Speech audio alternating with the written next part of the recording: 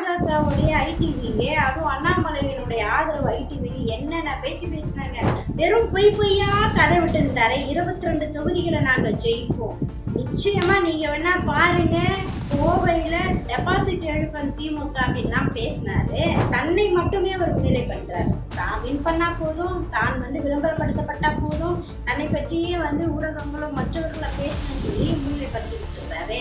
இன்னும் சொல்ல போனா அவர் வார் ரூம் ரவுடிகளை வச்சிருக்காருன்னு சொல்லி உண்மையை போட்டு வச்சிருக்காரு. முக்கியமா அந்த சபாநாயகர்ன்ற பதவி இருந்து பாருங்க, அது எங்களுக்கு தான் கொடுக்கணும்னு இவர் கேட்க, ஆனா இவரும் சந்திரபாபு நாயுடு அதெல்லாம் முடியாது, எங்களுக்கு தான் சபாநாயகர்னு சொல்லி இவங்க 2 பேரை கேட்க, அப்ப நான் 240 தொகுதியில பிரிச்சு நாங்க என்ன சும்மா இருக்கணுமா, நாங்க பக்கோடா மிச்சம் சாப்பிட்றதுல இருக்கிறோன்னு சொல்லி பாஜக ஒரு பக்கம்.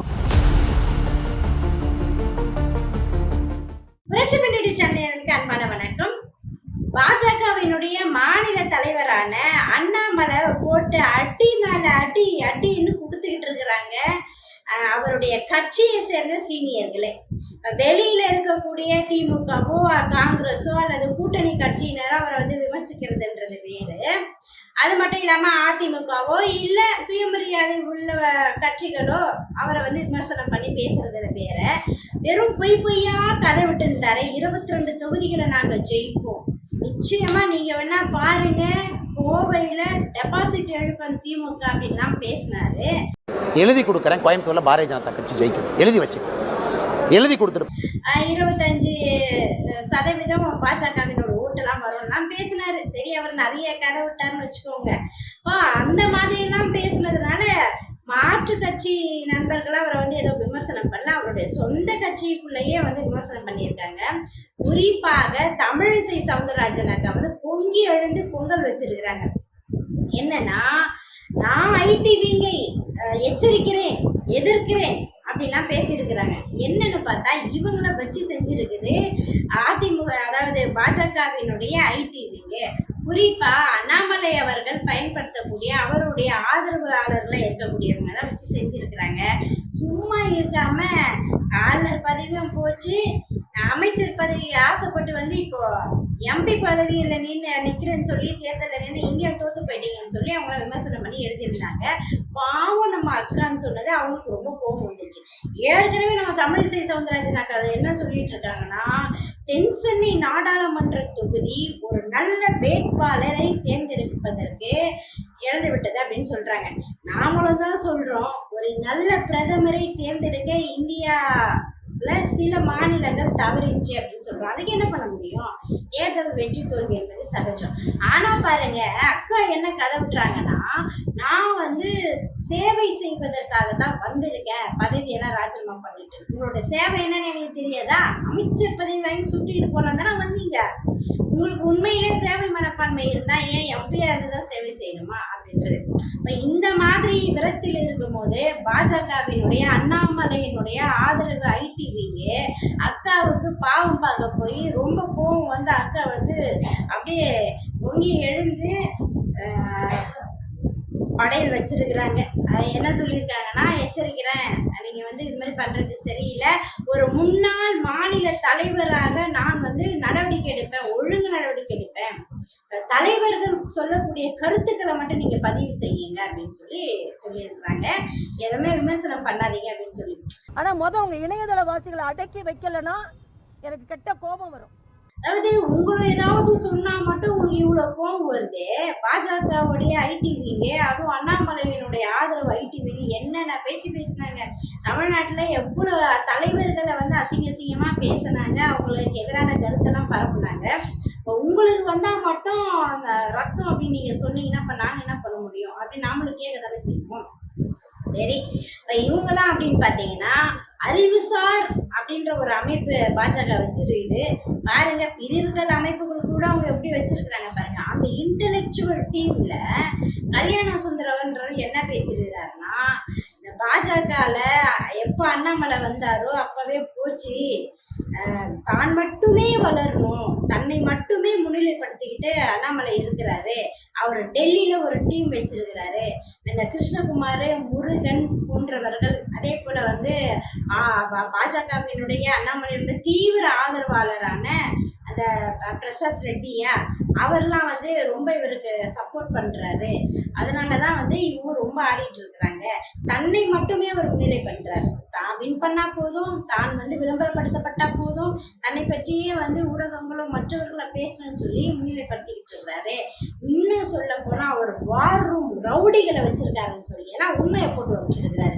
என்னதான் இருந்தாலும் இவ்வளவு உண்மையை பேசுறவங்கள பாராட்டி தான் ஆகணும். உங்களுக்கே இவ்வளவு கஷ்டமா இருக்குதுன்னா எத்தனை பெண்களை, எத்தனை சமூக நீதி அரசியல, பொது தொண்டு அரசியல பேசக்கூடிய பெண்களை இழிவுபடுத்தி பேசியிருப்பாங்க அப்படின்றத இந்த நேரத்தில் கொஞ்சம் யோசிச்சு பாருங்க. கட்சிக்குள்ள உங்களுக்கு வந்து பெரிய ஒரு போராட்டமே நடந்துகிட்டு இருக்குது. இன்னும் என்ன சொல்றாருன்னா, சிபி ராதாகிருஷ்ணன், அதே போல நம்மளுடைய பொன்னாரு, தமிழிசை சவுந்தரராஜன் போன்ற சீனியர்ஸ்க்குலாம் வந்து இங்க மதிப்பே கிடையவே கிடையாது. இவரே எல்லாமே வந்து பண்ணிக்கிட்டு இருக்காரு, பேசிட்டு இருக்காரு அப்படின்றதெல்லாம் சொல்லி இருக்கிறாங்க. சரி, எது எப்படியோ வந்து இப்போ உங்க குடிமி சண்டை வந்து வந்துருச்சு. முன்னாலா இன்னாலா அடுத்தது யாரு என்ன அப்படின்னு சொல்லிட்டு. இது மட்டும் இல்லாம எஸ்வி சேகர் அவர்களும் வந்து ஒரு கருத்தை இப்ப வெளியிட்டிருக்காரு. என்னன்னா, பாஜக முழுக்க முழுக்க தோத்து 0 வாங்கி இருக்குதுன்னா அதுக்கு முக்கிய காரணம் அண்ணாமலை தான். அவர் பேசின பேச்சு தான், அவர் எடுத்த நடவடிக்கை தான் இவ்வளவுக்கும் காரணம்னு சொல்லி போட்டு வறுத்து எடுத்திருக்கிறாரு. ஆக கட்சிக்குள்ள இருக்கக்கூடிய சீனியர்ல இருந்து முன்னாள் இன்னாள் என்ற அவர் மேல அதிருப்தியா இருக்கக்கூடிய எல்லாருமே இன்னைக்கு அண்ணாமலை வந்து டார்கெட் பண்ணி பேசுறாங்க. மாநில தலைவர் பதவியில இருந்து அவரை நீக்கணும் அப்படின்றதான் அவர்களுடைய கருத்தா இருக்கு. இது வெளிப்படையாவே பேச ஆரம்பிச்சிட்டாங்க. இப்படி போயிட்டு இருக்கக்கூடிய இந்த சூழல்ல இன்றைக்கு, அதாவது 3வது முறையாக பதவி ஏற்கக்கூடிய மோடி அவர்கள், இந்த தேசிய ஜனநாயக கூட்டணி இன்னைக்கு ஆட்சிக்கு வர இருக்குது. அப்போ அந்த ஆட்சியில மினிஸ்டர் பதவி வேணும் அண்ணாமலைக்கு அப்படின்னா ஒரு போர்க்குடி தூக்கி இருக்கிறாங்க. சென்ட்ரல்ல எங்களுக்கு ஒரு மினிஸ்டர் வேணும் அப்படின்னு சொல்லிட்டு. சென்ட்ரலா என்னையா இது, நம்ம மூலக்கோத்துல பக்கத்துல இருக்க அந்த சென்ட்ரலான்னு கேட்டா அதெல்லாம் கிடையாது. தோத்து போன அண்ணாமலைக்கு எப்படி சார் வந்து அமைச்சர் பதவி கொடுப்பாங்க அப்படின்னு நம்ம கேள்வி கேட்டா, ஏன் இது தோத்து போன நம்ம அக்கா யாரு, ஊர்கா மாமி நிர்மலா சீதாராமன் அவர்களாம் நீங்க வந்து அமைச்சர் பதவி கொடுக்கலையா? வெளியுறவுத்துறை அமைச்சராக இருந்தால் அவருக்கெல்லாம் நீங்கள் அந்த பதவியை கொடுக்கலையா? அவர்லாம் ஜெயிச்சா வந்தாரு. ஏன் எல் முருகன் எடுத்துக்கோங்க, அவர் மட்டும் எந்த தொகுதியில் ஜெயிச்சாரு? இன்னைக்கு அந்த ராசா அவர்கள் கிட்ட 2 லட்சத்துக்கும் மேற்பட்ட வாக்குகள் வித்தியாசத்துல கொண்டு தோல்வி அடைஞ்சிருக்காரு. இப்ப இவங்களுக்குலாம் நீங்க முன்னாடி அமைச்சர் பதவி கொடுத்தீங்களா, அப்பனா அவங்க வெற்றி பெற்ற அமைச்சர் பதவி கொடுத்தாங்கன்னு சொல்லி அண்ணாமலை அவர்களுடைய ஆர்மி வந்து நீங்க கேள்வி கேட்க ஆரம்பிச்சிச்சு. அப்போ இவர்களுக்குள்ள ஒரு பனி போர் நல்லாவே தொடங்கிச்சு. எதுவாக இருந்தாலும் சீக்கிரம் சட்டப்பட்டு பேசி முடிவெடுங்க. 2026 நாங்க தான் தனிச்சு நிற்போம், நாங்க தான் ஆட்சியை பிடிப்போம் அப்படின்னு சொல்லி பேசிட்டு இருக்கிறாங்க. இதே மாதிரிதான் நம்ம அக்கா தமிழிசை சவுந்தரராஜன் ஜார்ஜ் கோட்டையில் 6 கோடி பறந்தே தீரோம்லாம் பேசினாங்க. இப்ப அவங்களே வந்து திக்கு திசை இல்லாம வழி தெரியாம நின்றுட்டு இருக்கிறாங்க. அண்ணாமலையோட டார்கெட் அடுத்தது 2026. பாருங்க, தோல்வி அடைஞ்ச யார் எடுத்தாலுமே, பாட்டாளி மக்கள் கட்சி எடுத்துக்கிட்டா அவரும் வந்து 2026 தான், இவங்க எடுத்துக்கிட்டாலும் இப்படிதான். ஆக இப்ப நிகழ்காலத்தை பத்தி யாருமே வந்து பிரசன்ட் பத்தி பேச மாட்டீங்க, எல்லாம் ஃபியூச்சர் டென்ஸை பத்தி தான் பேசுனீங்க அப்படின்னு நல்லாவே புரியுது. சரி, இந்த மாதிரி சூழ்நிலையில இன்னொரு பக்கம் என்னன்னா, அமித்ஷா அவர்கள் போட்டு நம்ம ஆட்டை அத்தியர் கொடுக்குறாங்க, தீச்சி எடுத்துருக்குறாங்க அப்படின்ற அந்த ஒரு செய்தியும் வந்துட்டு இருக்குது. ஸோ 3வது முறையாக பிரதமராக இன்றைக்கு மோடி பதவியேற்ப விழாலாம் இருக்குதுன்னு வச்சுக்கோங்க. நீங்க தமிழ்நாட்டிலேயே இந்த பேச்சு பேசுறீங்களே, ஒண்ணுமே ஜெயிக்காம 40 தொகுதிகளை வந்து கோட்டை விட்டுட்டீங்க. நாங்க 240 தொகுதியும் ஜெயிச்சு அது கோட்டை விட்ட கணக்கு தான். இந்த பக்கத்துல நிதிஷ்குமார், இந்த பக்கத்துல சந்திரபாபு நாயுடு, 2 பேரையும் சேர்த்து வச்சுதான் இந்த 5 ஆண்டு கூட்டணி ஆட்சி வந்து நடக்க இருக்குது. 5 ஆண்டு ஆட்சி நடத்துவாங்கன்றது நமக்கு கேள்விக்குறிதான். எப்ப யார் வந்து யாரை கால வரி விடுவாங்கன்னு தெரியாது. ஒரு நிலையான ஒரு ஆட்சியே கிடையாது.